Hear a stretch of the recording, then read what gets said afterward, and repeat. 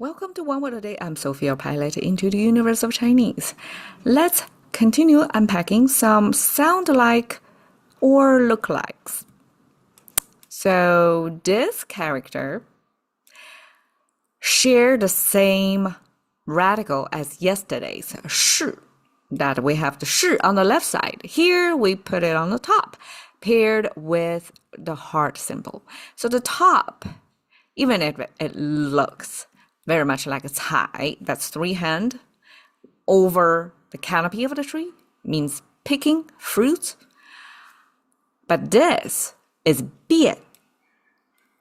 The contemporary Chinese differentiate that by connecting this middle dot that's on the cai would be three finger, right? One of the fingers.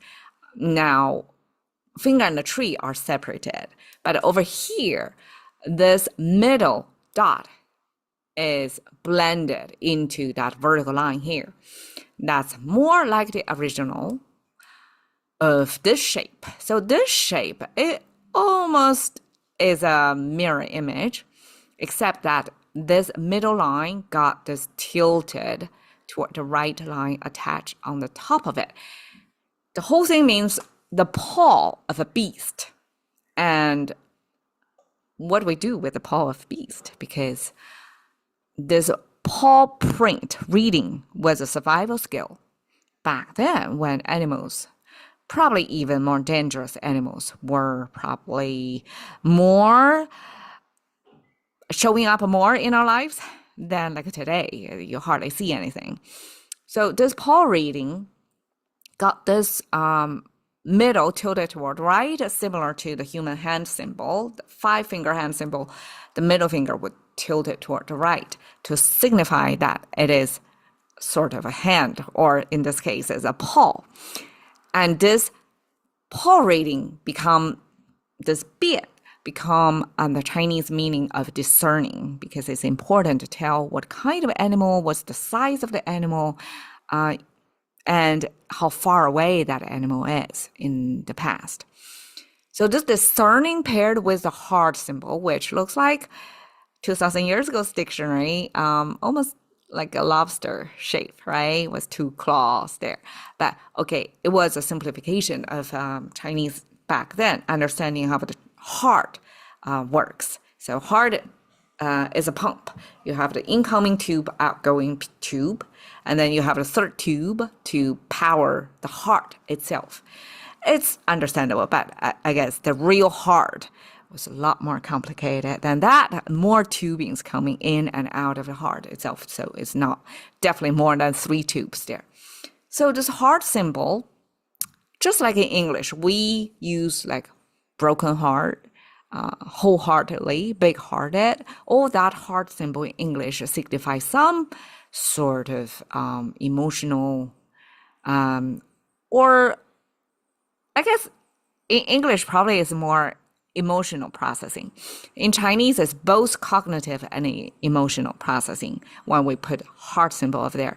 When you have paw reading, this discerning concept on top of the heart, it's more resolving to our intellectual faculty.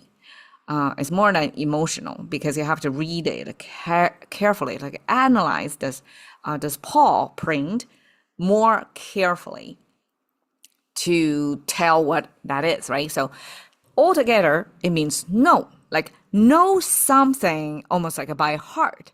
Of course, it's by experience. You have seen animal paw prints enough to be able to tell what's the real thing running away or around would look like just by the paw print. So just know something pretty well that you can discern different things by heart gets to the meaning of know something so good. We have 熟悉. 熟 means cook something well cooked. So convert raw meat to cooked meat. We use this 熟, and the 熟悉, 悉 means you know something so good that it's already as if it's it's a material you already chew on so much. It's no longer raw. It's no longer like raw meat. It's cooked meat. It's like in your mind, you process it just so many times that you definitely know them by heart, almost like you can autopilot over something. That's 熟悉. 熟悉 is a Chinese equivalent of being familiar with something. So what is English by familiar? It means you experience something so many times that you knows how it operates, how you operate that thing. So this familiarity is a Chinese equivalent of a 熟悉. 获悉, 获悉, 悉 means you know about something, right? By heart, pretty good, well familiarized with something. And then 获 had this capturing sense because 获 means you, through some efforts, you capture something. So 获悉, almost like information came to you, not automatically. You have to make some efforts to learn about some happening. So I guess a 获悉 almost like in stock market, all the analysts, what they are doing is they try to capture the news, relevant news, to curate kind of a news basis, right? From all that, then come to some conclusion, some actionable insights of what to do in terms of portfolio adjustment. So this 获悉 had the sense of you have to intentionally going out to search for information and capture that information and to know not only what happened, but what probably is going to happen down the road. So that's 获悉. It has this sense of the news tidings that just recently happening, and it just landed on your radar through your intentional searching for that happening. Okay, 悉心. Here we have 心 double, except, okay, the first one pronounced as 悉. The sounds also similar. That just occurred to me. Even if the top by itself, it sounds like a 变. Here, obviously, it's not a sound maker because 心 here probably is more likely the sound maker. 心, when it paired with 变, became 悉. So this 悉心in this case, it's not just you know something so well and you double down it by your heart. It's not like that. It's a little bit of a logic extension. 悉心 here, we're talking about 悉, you know something so well, know not only what's happening, but all the details about it.